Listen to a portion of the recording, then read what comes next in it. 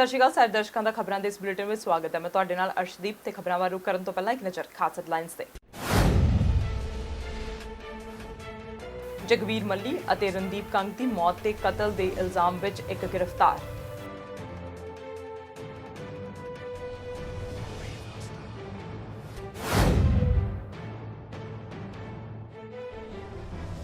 ਬਿਲਮੋਰਨੀਓ provinces ਦੀ ਮਦਦ ਲਈ ਬੇਨਤੀ ਨਾਲ ਸਹਿਮਤ।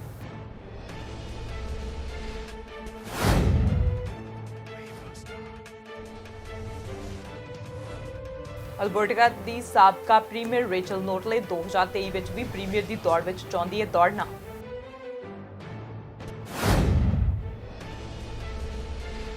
ਸ਼ਰਾਬ ਪੀ ਕੇ ਗੱਡੀ ਚਲਾਉਣ ਵਾਲਿਆਂ ਤੇ ਮੈਨੀਟੋਬਾ ਸਰਕਾਰ ਹੋਈ ਸਖਤ, ਡਰਾਈਵਿੰਗ ਕਾਨੂੰਨ ਤੁਰੰਤ ਲਾਗੂ। ਡੋਨਾਲਡ ਟਰੰਪ ਨੇ ਵਿਸ਼ਵ ਦੇ ਨਵੇਂ ਯੁੱਧ ਲੜਨ ਵਾਲੇ ਡੋਮੇਨ ਲਈ ਪੁਲਾੜ ਸ਼ਕਤੀ ਦੀ ਕੀਤੀ ਸ਼ੁਰੂਆਤ। ਤੇ ਹੁਣ ਰੁਕ ਕਰਦੇ ਹਾਂ ਮੁੱਖ ਖਬਰਾਂ ਵੱਲ। ਸਰੀ ਅਤੇ ਐਬਸਫੋਰਡ ਵਿੱਚ ਮਾਰੇ ਗਏ 2 ਪੰਜਾਬੀ ਮੁੰਡਿਆਂ ਦੇ ਮਾਮਲੇ ਵਿੱਚ ਇੱਕ ਜਣੇ ਤੇ ਮਿੱਥ ਕੇ ਕਤਲ ਕਰਨ ਦੇ ਚਾਰਜਸ ਲਗਾਏ ਗਏ ਹਨ।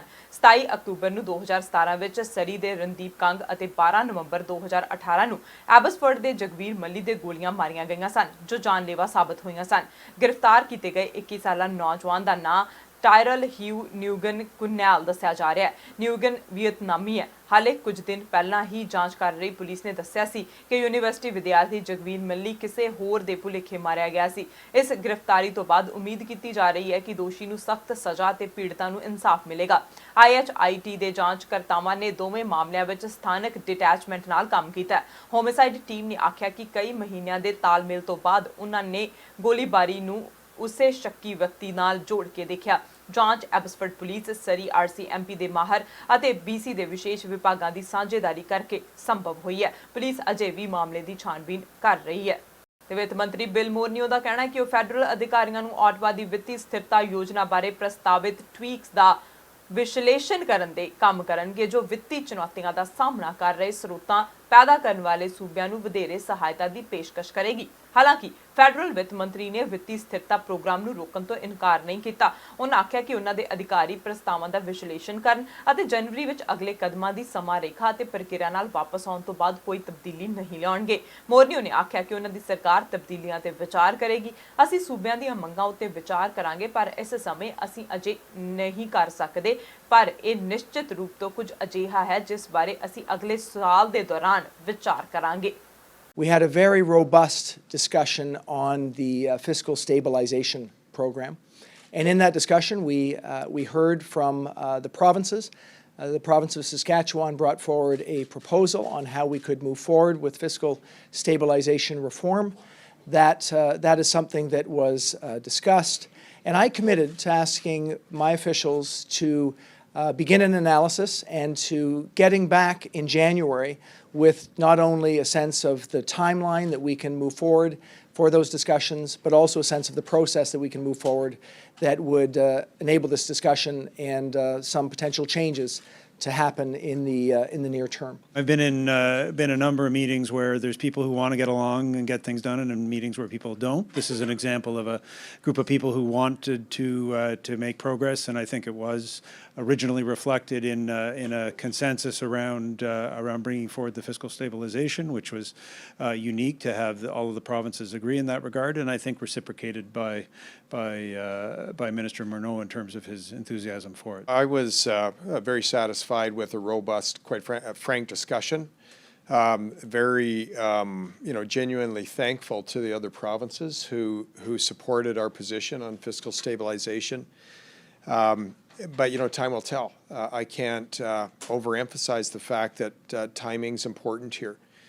Certainly within Alberta, there's a sense of alienation out west, and so we presented a number of tangible solutions for the federal government to act on. And certainly fiscal stabilization is one of those, and the retroactivity of it. I get a sense from the federal minister that they're open to our proposal. They're going to review it, and I'm very confident that we'll see some result. What that is at this particular stage, at the end of the analysis of the proposal, but I'm absolutely certain we'll see a refined program. Alberta ਦੀ ਸਾਬਕਾ premier ਅਤੇ ਮੌਜੂਦਾ ਵਿਰੋਧੀ ਧਿਰ ਦੀ ਨੇਤਾ Rachel ਨੌਟਲੇ ਨੂੰ ਅਜੇ ਵੀ Alberta ਵਾਸੀਆਂ ਤੇ ਪੂਰਾ ਭਰੋਸਾ ਹੈ। ਉਹਨਾਂ ਨੂੰ ਆਸ ਹੈ ਕਿ 2023 ਵਿੱਚ ਅਲਬਰਟਾ ਚੋਣਾਂ ਵਿੱਚ ਅਲਬਰਟਾ ਵਾਸੀ ਉਹਨਾਂ ਨੂੰ ਇੱਕ ਵਾਰ ਫਿਰ ਤੋਂ ਪ੍ਰੀਮੀਅਰ ਅਹੁਦੇ ਲਈ ਚੁਣਨਗੇ। ਉਹਨਾਂ ਇੱਕ ਮੀਟਿੰਗ ਦੇ ਦੌਰਾਨ ਦੱਸਿਆ ਕਿ ਉਹ 2023 ਵਿੱਚ ਵੀ ਪ੍ਰੀਮੀਅਰ ਅਹੁਦੇ ਦੀ ਦਾਅਵੇਦਾਰੀ ਕਰਨਗੇ। ਉਹਨਾਂ ਆਸ ਪ੍ਰਗਟ ਕੀਤੀ ਹੈ ਕਿ ਅਲਬਰਟਾ ਵਾਸੀ ਇੱਕ ਵਾਰ ਫਿਰ ਉਹਨਾਂ ਨੂੰ ਮੌਕਾ ਦੇਣਗੇ। ਤਾਂ ਦੱਸ ਦਈਏ ਕਿ ਹੋਈਆਂ ਚੋਣਾਂ ਵਿੱਚ ਨੌਟਲੇ ਨੂੰ ਹਰਾ ਕੇ ਜੇਸਨ ਕੇਨੀ ਨੇ ਜਿੱਤ ਪ੍ਰਾਪਤ ਕੀਤੀ ਸੀ ਤੇ ਇਸ ਸਮੇਂ ਉਹ ਅਲਬਰਟਾ ਦੇ ਪ੍ਰੀਮੀਅਰ ਹਨ। ਮੈਨੀਟੋਬਾ ਵਿੱਚ ਹੁਣ ਸ਼ਰਾਬ ਪੀ ਕੇ ਗੱਡੀ ਚਲਾਉਣ ਵਾਲਿਆਂ ਲਈ ਸੂਬੇ ਦੀ ਸਰਕਾਰ ਸਖਤੀ ਨਾਲ ਨਜਿੱਠਣ ਜਾ ਰਹੀ ਹੈ, ਜਿਸ ਤਹਿਤ ਭਾਰੀ ਜੁਰਮਾਨੇ, ਲਾਜ਼ਮੀ ਇਨੀਗੇਸ਼ਨ ਲੌਕ ਸਿਸਟਮ ਅਤੇ ਮੌਕੇ ਤੇ ਹੀ ਸ਼ਰਾਬੀ ਡਰਾਈਵਰ ਦਾ ਵਾਹਨ ਜ਼ਬਤ ਕਰਨ ਜਿਹੀਆਂ ਪਾਬੰਦੀਆਂ ਸੂਬੇ ਭਰ ਵਿੱਚ ਲਾਗੂ ਕਰ ਦਿੱਤੀਆਂ ਗਈਆਂ ਨੇ। ਨਵੀਆਂ ਲਾਗੂ ਹੋਈਆਂ ਪਾਬੰਦੀਆਂ ਦੇ ਤਹਿਤ ਇੱਕ ਡਰਾਈਵਰ ਜਿਸ ਦਾ ਖੂਨ ਅਲਕੋਹਲ ਦਾ ਪੱਧਰ 1.5 ਤੋਂ 0.79 ਦੇ ਵਿਚਕਾਰ ਆਉਂਦਾ ਹੈ ਨੂੰ ਪਹਿਲੇ ਅਪਰਾਧ ਲਈ $700 ਤੋਂ $3,420 ਤੱਕ ਦਾ ਜੁਰਮਾਨਾ ਭਰਨਾ ਪੈ ਸਕਦਾ। ਉਸ ਦਾ ਵਾਹਨ ਮੌਕੇ ਤੇ ਹੀ 3, 7 ਜਾਂ 30 ਦਿਨਾਂ ਦੇ ਅਰਸੇ ਲਈ ਅਸਥਾਈ ਤੌਰ ਤੇ ਜ਼ਬਤ ਕਰ ਲਿਆ ਜਾਵੇਗਾ। ਸੂਬਾਈ ਅਧਿਕਾਰੀਆਂ ਦਾ ਕਹਿਣਾ ਹੈ ਕਿ ਪੁਲਿਸ ਕੋਲ ਇਨ੍ਹਾਂ ਜੁਰਮਾਨਿਆਂ ਤੋਂ ਇਲਾਵਾ ਦੋਸ਼ੀ ਡਰਾਈਵਰ ਤੇ ਅਪਰਾਧਿਕ ਮਾਮਲਾ ਦਰਜ ਕਰਨ ਦਾ ਵਿਕਲਪ ਵੀ ਹੋਵੇਗਾ। ਇੱਕ ਰਿਪੋਰਟ ਦੇ ਅਨੁਸਾਰ 2018 ਵਿੱਚ ਮੈਨੀਟੋਬਾ ਵਿੱਚ ਜਨਤਕ ਸੜਕਾਂ ਤੇ ਟ੍ਰੈਫਿਕ ਦੀ ਟੱਕਰ ਵਿੱਚ 70 ਲੋਕ ਮਾਰੇ ਗਏ ਸਨ ਅਤੇ 437 ਗੰਭੀਰ ਜ਼ਖਮੀ ਹੋਏ ਸਨ ਅਤੇ ਮਾਰੇ ਗਏ ਲੋਕਾਂ ਵਿੱਚ ਲਾਪਰਵਾਹੀ ਨਾਲ ਗੱਡੀ ਚਲਾਉਣ ਵਾਲਿਆਂ ਦੀ ਗਿਣਤੀ ਲਗਭਗ 40% ਸੀ।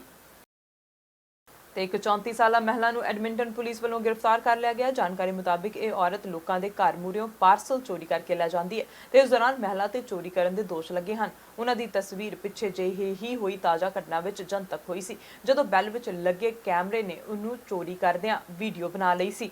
ਇਸ ਮਹਿਲਾ ਦੇ ਨਾਲ ਇੱਕ ਹੋਰ ਵਿਅਕਤੀ ਨੂੰ ਗ੍ਰਿਫਤਾਰ ਕੀਤਾ ਗਿਆ। ਲੰਮੇ ਸਮੇਂ ਤੋਂ ਇਹਨਾਂ ਦੀ ਭਾਲ ਕੀਤੀ ਜਾ ਰਹੀ ਸੀ। ਇਸ ਸੰਬੰਧੀ ਹੋਰ ਵੀ ਸ਼ਿਕਾਇਤਾਂ ਮਿਲੀਆਂ ਸਨ ਕਿ ਘਰ ਦੇ ਮੂਹਰੇ ਛੱਡੇ ਗਏ ਪਾਰਸਲ ਚੋਰੀ ਕੀਤੇ ਗਏ ਨੇ।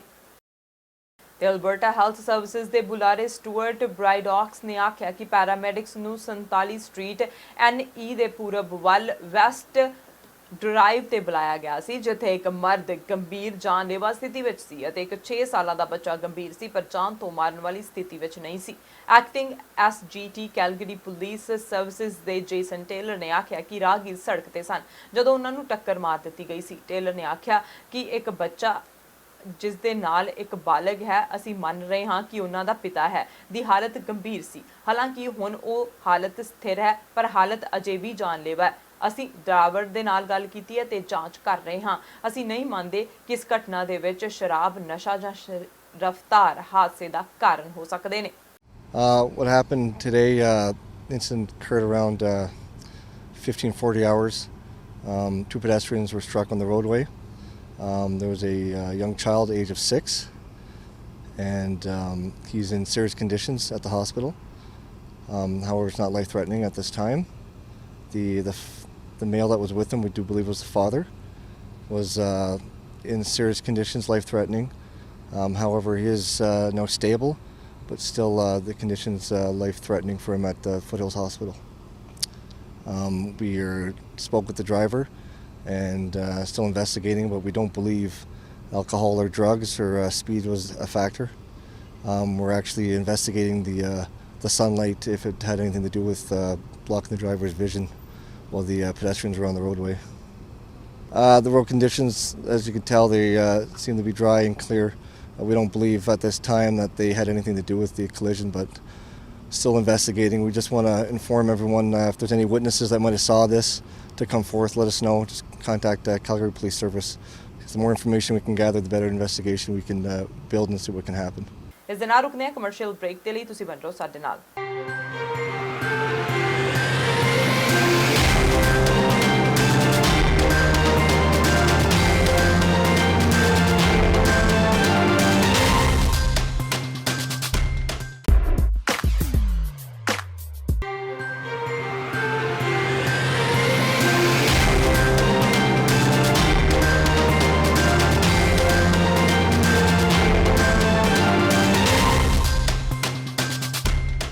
ਬ੍ਰੇਕ ਤੋਂ ਬਾਅਦ ਤੁਹਾਡਾ ਫਿਰ ਤੋਂ ਸਵਾਗਤ ਹੈ ਤੇ ਹੁਣ ਰੁਕ ਕਰਦੇ ਹਾਂ ਅਗਲੀ ਖਬਰ ਵੱਲ। ਉਧਰ ਅਮਰੀਕਾ ਨੇ ਰੱਖਿਆ ਮੰਤਰਾਲੇ ਦੇ ਤਹਿਤ ਪੂਰਨ ਵਿਕਸਿਤ ਅਮਰੀਕੀ ਸਪੇਸ ਬਲ ਦਾ ਗਠਨ ਕਰਕੇ ਚੀਨ ਅਤੇ ਰੂਸ ਤੋਂ ਲਗਾਤਾਰ ਮਿਲ ਰਹੀਆਂ 21ਵੀਂ ਸਦੀ ਦੀਆਂ ਰਣਨੀਤਿਕ ਚੁਣੌਤੀਆਂ ਦਾ ਤੋੜ ਲੱਭ ਲਿਆ। ਅਮਰੀਕੀ ਰਾਸ਼ਟਰਪਤੀ ਦੀ ਸੋਚ ਤੇ ਕੰਮ ਕਰਦੇ ਹੋਏ ਵਾਈਟ ਹਾਊਸ ਨੇ ਸੰਕੇਤ ਦਿੱਤਾ ਕਿ ਉਹ ਸਟਾਰ ਵਾਰ ਵਿੱਚ ਮਤਲਬ ਉਪਗ੍ਰਹਿ ਰੋਕੂ ਹਥਿਆਰ ਤੇ ਉਪਗ੍ਰਹਿ ਨੂੰ ਢੇਰ ਕਰਨ ਵਾਲੇ ਹਥਿਆਰਾਂ ਦੇ ਲਿਹਾਜ਼ ਨਾਲ ਹਕੂਮਤ ਨੂੰ ਕਿਸੇ ਵੀ ਤਰ੍ਹਾਂ ਕਾਇਮ ਰੱਖੇਗਾ। ਟਰੰਪ ਦੀ ਇਸ ਇੱਛਾ ਦਾ ਪਹਿਲਾਂ ਵਿਰੋਧ ਕੀਤਾ ਗਿਆ ਸੀ। ਟਰੰਪ ਨੇ ਸਪੇਸ ਫੋਰਸ ਦੇ ਗਠਨ ਨੂੰ ਅਸਲੀਅਤ ਵਿੱਚ ਬਦਲਣ ਲਈ 2020 ਰਾਸ਼ਟਰੀ ਰੱਖਿਆ ਕਾਨੂੰਨ ਤੇ ਦਸਤਖਤ ਕੀਤੇ, ਜੋ ਪੈਂਟਾਗਨ ਫੋਰਸ ਦੇ ਲਈ ਸ਼ੁਰੂਆਤੀ ਬਜਟ ਤੈਅ ਕਰੇਗਾ, ਜੋ ਫੌਜ ਦੀਆਂ 5 ਹੋਰ ਬ੍ਰਾਂਚਾਂ ਦੇ ਲਈ ਬਰਾਬਰ ਹੋਵੇਗੀ। ਟਰੰਪ ਨੇ ਦਸਤਖਤ ਲਈ ਇਕੱਠੇ ਹੋਏ ਫੌਜ ਦੇ ਮੈਂਬਰਾਂ ਨੂੰ ਆਖਿਆ ਕਿ ਸਪੇਸ ਵਿੱਚ ਬਹੁਤ ਕੁਝ ਹੋਣ ਜਾ ਰਿਹਾ ਹੈ, ਕਿਉਂਕਿ ਸਪੇਸ ਵਿਸ਼ਵ ਦਾ ਨਵਾਂ ਜੰਗੀ ਖੇਤਰ ਹੈ। ਸਪੇਸ ਫੋਰਸ ਅਮਰੀਕੀ ਫੌਜ ਦਾ 6ਵਾਂ ਅਧਿਕਾਰਿਤ ਬਲ ਹੋਵੇਗਾ। ਹੋਰ ਬਲਾਂ ਵਿੱਚ ਥਲ ਸੈਨਾ, ਹਵਾਈ ਫੌਜ, ਨੇਵੀ, ਮਰੀਨ ਅਤੇ ਕੋਸਟ ਗਾਰਡ ਸ਼ਾਮਿਲ ਹਨ। ਰੱਖਿਆ ਮੰਤਰੀ ਮਾਰਕ ਐਸਪਰ ਨੇ ਆਖਿਆ ਕਿ ਅੰਤਰਰਾਸ਼ਟਰੀ ਸਮਰੱਥਾਵਾਂ ਅਤੇ ਸਾਡੀਆਂ ਨਿਰਭਰਤਾਵਾਂ ਬਹੁਤ ਤੇਜ਼ੀ ਨਾਲ ਵਧੀਆਂ ਹਨ ਅਤੇ ਅੱਜ ਬਾਹਰੀ ਸਪੇਸ ਆਪਣੇ ਆਪ ਵਿੱਚ ਕਿਸੇ ਜੰਗੀ ਖੇਤਰ ਵਿੱਚ ਤਬਦੀਲ ਹੋ ਗਿਆ। ਉਹਨਾਂ ਆਖਿਆ ਕਿ ਉਸ ਖੇਤਰ ਵਿੱਚ ਅਮਰੀਕੀ ਹਕੂਮਤ ਨੂੰ ਬਰਕਰਾਰ ਰੱਖਣਾ ਹੁਣ ਅਮਰੀਕੀ ਸਪੇਸ ਬਲ ਦਾ ਮਿਸ਼ਨ ਹੈ। Space going to be a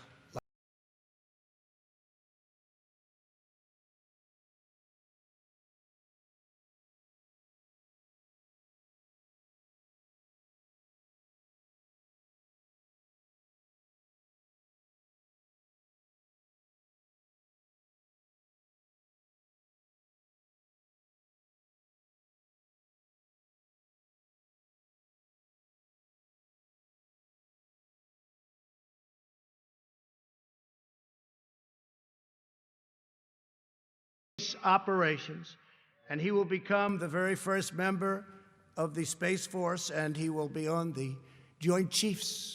He will be on the Joint Chiefs, which are now expanding by one position. That's a very powerful position. So, General Raymond, congratulations, and thank you for everything you've done. ਤੇ ਉੱਤਰ Korea ਵਿੱਚ ਮਨੁੱਖੀ ਅਧਿਕਾਰ ਦੀ ਸਥਿਤੀ ਤੇ ਅਮਰੀਕੀ ਵਿਦੇਸ਼ ਵਿਭਾਗ ਦੀ ਚਿੰਤਾ ਤੇ ਪਿਓਂਗਚਾਂਗ ਨੇ ਤਿੱਖੀ ਪ੍ਰਤੀਕਿਰਿਆ ਦਿੱਤੀ ਹੈ। ਉੱਤਰ ਕੋਰੀਆ ਨੇ ਆਖਿਆ ਕਿ ਕੋਰੀਆਈ ਟਾਪੂ ਵਿੱਚ ਪਹਿਲਾਂ ਬਹੁਤ ਤਣਾਅ। ਪਿਓਂਗਚਾਂਗ ਨੇ ਜ਼ੋਰ ਦੇ ਕੇ ਆਖਿਆ ਕਿ ਅਮਰੀਕਾ ਦੇ ਇਸ ਦ੍ਰਿਸ਼ਟੀਕੋਣ ਨਾਲ ਦੋਹਾਂ ਦੇਸ਼ਾਂ ਵਿਚਾਲੇ ਹੋਰ ਤਣਾਅ ਵੱਧ ਜਾਵੇਗਾ। ਤਾਂ ਦੱਸ ਦਈਏ ਕਿ ਸੰਯੁਕਤ ਰਾਸ਼ਟਰ ਮਹਾਸਭਾ ਨੇ ਇਸ ਹਫ਼ਤੇ ਪਿਓਂਗਚਾਂਗ ਵਿੱਚ ਮਨੁੱਖੀ ਅਧਿਕਾਰਾਂ ਦੇ ਉਲੰਘਣ ਦੀ ਨਿੰਦਾ ਕੀਤੀ ਸੀ।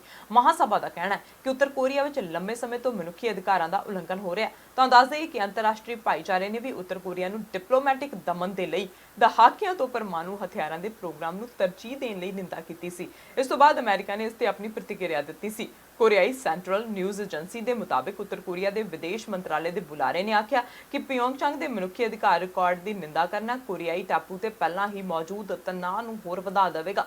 KCNA ਨੇ ਆਖਿਆ ਕਿ ਉੱਤਰ ਕੋਰੀਆ ਦੀ ਇਹ ਪ੍ਰਤੀਕਿਰਿਆ ਮਨੁੱਖੀ ਅਧਿਕਾਰ ਦੀ ਸਥਿਤੀ ਤੇ ਅਮਰੀਕੀ ਵਿਦੇਸ਼ ਵਿਭਾਗ ਦੇ ਇੱਕ ਅਧਿਕਾਰੀ ਵੱਲੋਂ ਵਿਅਕਤ ਕੀਤੀ ਗਈ ਚਿੰਤਾ ਦੇ ਜਵਾਬ ਵਿੱਚ ਸੀ।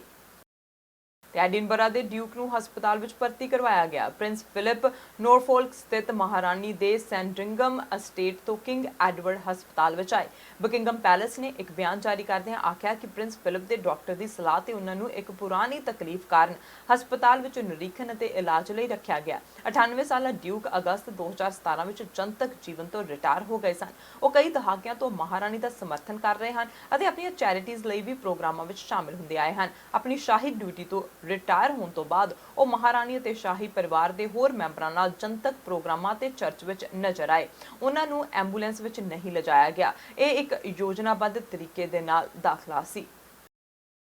ਤੇ ਅਮਰੀਕੀ ਸੰਸਦ ਨੇ ਈ-ਸਿਗਰਟ ਸਣੇ ਸਾਰੇ ਤੰਬਾਕੂ ਉਤਪਾਦਾਂ ਦੀ ਖਰੀਦ ਨੂੰ ਲੈ ਕੇ ਨਿਯਮਾਂ ਨੂੰ ਬਦਲ ਦਿੱਤਾ ਹੈ।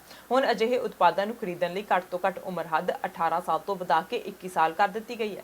ਅਮਰੀਕਾ ਵਿੱਚ ਨੌਜਵਾਨਾਂ ਦੇ ਲਈ ਨਵਾਂ ਕਾਨੂੰਨ ਪਾਸ ਕਰ ਦਿੱਤਾ ਗਿਆ ਹੈ। ਇਸ ਦੇ ਤਹਿਤ ਹੁਣ 21 ਸਾਲ ਦੀ ਉਮਰ ਤੋਂ ਘੱਟ ਦੇ ਲੋਕ ਤੰਬਾਕੂ ਦਾ ਕੋਈ ਵੀ ਉਤਪਾਦ ਖਰੀਦ ਨਹੀਂ ਸਕਣਗੇ। ਇਸ ਤੋਂ ਪਹਿਲਾਂ ਇਹ ਉਮਰ ਹੱਦ 18 ਸਾਲ ਸੀ। ਇਸ ਨੂੰ ਕਾਨੂੰਨ ਵਿੱਚ ਬਦਲਣ ਲਈ ਰਾਸ਼ਟਰਪਤੀ ਡੋਨਾਲਡ ਟਰੰਪ ਦੇ ਦਸਤਖਤ ਦੀ ਲੋੜ ਹੋਵੇਗੀ। ਤਾਂ ਦੱਸ ਦਈਏ ਕਿ ਮੈਥਾਲ ਸਿਗਰਟ ਤੇ 1 ਜੂਨ 2020 ਤੋਂ ਬਾਅਦ ਅਤੇ ਫਲੇਵਰਡ ਵੇਪਿੰਗ ਪ੍ਰੋਡਕਟਸ ਨੂੰ ਵੇਚਣ ਤੇ ਇਸ ਦੀ ਵਰਤੋਂ ਨੂੰ ਤੁਰੰਤ ਰੋਕਣ ਵਾਲੇ ਕਾਨੂੰਨ ਨੂੰ ਲਾਗੂ ਕਰਨ ਵਾਲਾ ਮੈਸੇਚੁਸੇਟਸ ਅਮਰੀਕਾ ਦਾ ਪਹਿਲਾ ਸੂਬਾ ਬਣ ਗਿਆ। ਅੰਕੜਿਆਂ ਮੁਤਾਬਿਕ 27.5% ਹਾਈ ਸਕੂਲ ਦੇ ਵਿਦਿਆਰਥੀ ਈ-ਸਿਗਰਟ ਦੀ ਵਰਤੋਂ ਪਿਛਲੇ ਮਹੀਨੇ ਤੋਂ ਕਰ ਰਹੇ ਹਨ। ਕਾਨੂੰਨੀ ਤੌਰ ਤੇ ਤੰਬਾਕੂ ਉਤਪਾਦਾਂ ਦੀ ਖਰੀਦ ਤੇ ਉਮਰ ਦੀ ਪਾਬੰਦੀ ਲਗਾਉਣ ਤੋਂ ਬਾਅਦ ਨੌਜਵਾਨਾਂ ਦੇ ਇਸ ਗਲਤ ਝੁਕਾਅ ਤੇ ਆਸਾਨੀ ਨਾਲ ਰੋਕ ਲਗਾਈ ਜਾ ਸਕੇਗੀ। ਕੈਂਟਕੀ ਰਿਪਬਲਿਕਨ ਸਿਚ ਮੈਕਨੌਲ ਨੇ ਅਪ੍ਰੈਲ ਮਹੀਨੇ ਵਿੱਚ ਹੀ ਇਸ ਤਰ੍ਹਾਂ ਦੀ ਕੋਸ਼ਿਸ਼ ਲਈ ਵਕਾਲਤ ਸ਼ੁਰੂ ਕਰ ਦਿੱਤੀ ਸੀ। ਉਹਨਾਂ ਨੇ ਨੌਜਵਾਨਾਂ ਦਾ ਝੁਕਾਅ ਤੰਬਾਕੂ ਉਤਪਾਦਾਂ ਤੋਂ ਹਟਾਉਣ ਦੀ ਲੋੜ ਅਤੇ ਬਲ ਦਿੱਤਾ।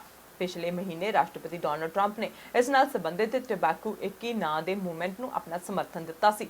ਅਕਤੂਬਰ ਤੱਕ ਰਾਸ਼ਟਰਪਤੀ ਨੇ ਉਹਨਾਂ ਨੂੰ ਅਮਰੀਕੀ ਫੂਡ ਐਂਡ ਡਰੱਗ ਐਡਮਿਨਿਸਟ੍ਰੇਸ਼ਨ ਨੂੰ ਨੌਜਵਾਨਾਂ ਦੇ ਲਈ ਤੰਬਾਕੂ ਫਲੇਵਰ ਲਈ ਈ-ਸਿਗਰਟ ਨੂੰ ਬਾਜ਼ਾਰ ਤੋਂ ਪੂਰੀ ਤਰ੍ਹਾਂ ਹਟਾਉਣ ਲਈ ਆਖਿਆ। FDA ਨੇ 2016 ਵਿੱਚ ਈ-ਸਿਗਰਟ ਨੂੰ 18 ਸਾਲ ਤੋਂ ਘੱਟ ਉਮਰ ਦੇ ਲੋਕਾਂ ਦੀ ਵਿਕਰੀ ਤੇ ਰੋਕ ਲਗਾ ਦਿੱਤੀ ਸੀ। ਇਸ ਸੰਸਦ ਵੱਲੋਂ ਪਾਸ ਇਸ ਕਾਨੂੰਨ ਨੂੰ ਜੂਨ ਦੇ ਸਣੇ ਕਈ ਤੰਬਾਕੂ ਕੰਪਨੀਆਂ ਨੇ ਆਪਣਾ ਸਮਰਥਨ ਦਿੱਤਾ।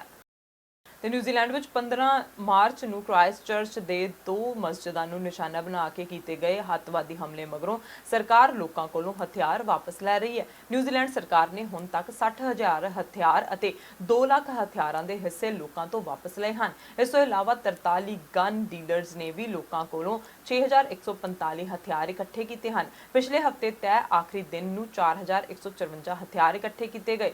ਜ਼ਿਕਰਯੋਗ ਹੈ ਕਿ 2 ਮਸਜਿਦਾਂ ਵਿੱਚ ਹੋਏ ਹਮਲੇ ਨੇ 52 ਲੋਕਾਂ ਦੀ ਜਾਨ ਲੈ ਲਈ ਸੀ। ਇਸ ਮਗਰੋਂ ਇੱਥੋਂ ਦੀ ਸਰਕਾਰ ਨੇ ਹਥਿਆਰਾਂ ਤੇ ਸਖਤੀ ਵਰਤਣੀ ਸ਼ੁਰੂ ਕੀਤੀ ਅਤੇ ਲਗਭਗ 6 ਮਹੀਨਿਆਂ ਵਿੱਚ ਸਰਕਾਰ ਨੇ ਵੱਡੀ ਗਿਣਤੀ ਵਿੱਚ ਹਥਿਆਰ ਇਕੱਠੇ ਕਰ ਲਏ।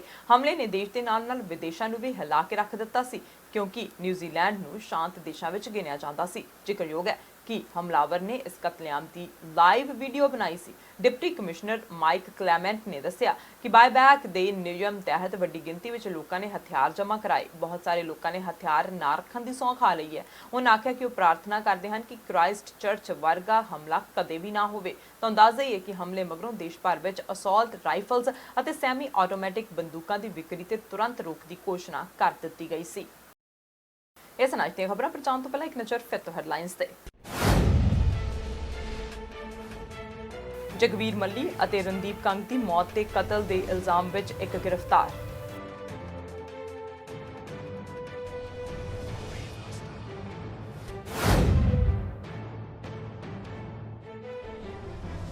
ਬਿਲਮੋਰਨੀਓ ਪ੍ਰੋਵਿੰਸਸ ਦੀ ਮਦਦ ਲਈ ਬੇਨਤੀ ਨਾਲ ਸਹਿਮਤ।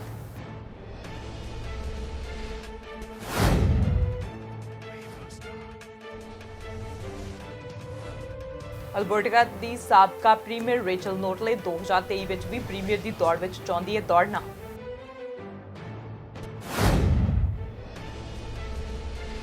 ਸ਼ਰਾਬ ਪੀ ਕੇ ਗੱਡੀ ਚਲਾਉਣ ਵਾਲਿਆਂ ਤੇ ਮੈਨੀਟੋਬਾ ਸਰਕਾਰ ਹੋਈ ਸਖਤ, ਡਰਾਈਵਿੰਗ ਕਾਨੂੰਨ ਤੁਰੰਤ ਲਾਗੂ। ਡੋਨਾਲਡ ਟਰੰਪ ਨੇ ਵਿਸ਼ਵ ਦੇ ਨਵੇਂ ਯੁੱਧ ਲੜਨ ਵਾਲੇ ਡੋਮੇਨ ਲਈ ਪੁਲਾੜ ਸ਼ਕਤੀ ਦੀ ਕੀਤੀ ਸ਼ੁਰੂਆਤ। ਦੇਸ਼ ਦੁਨੀਆ ਦੀਆਂ ਤਾਜ਼ਾ ਖਬਰਾਂ ਲਈ ਤੁਸੀਂ ਬਣੇ ਰਹੋ ਸਾਡੇ ਨਾਲ। ਮੈਨੂੰ ਦਿਓ ਇਜਾਜ਼ਤ। ਸਤਿ ਸ਼੍ਰੀ ਅਕਾਲ।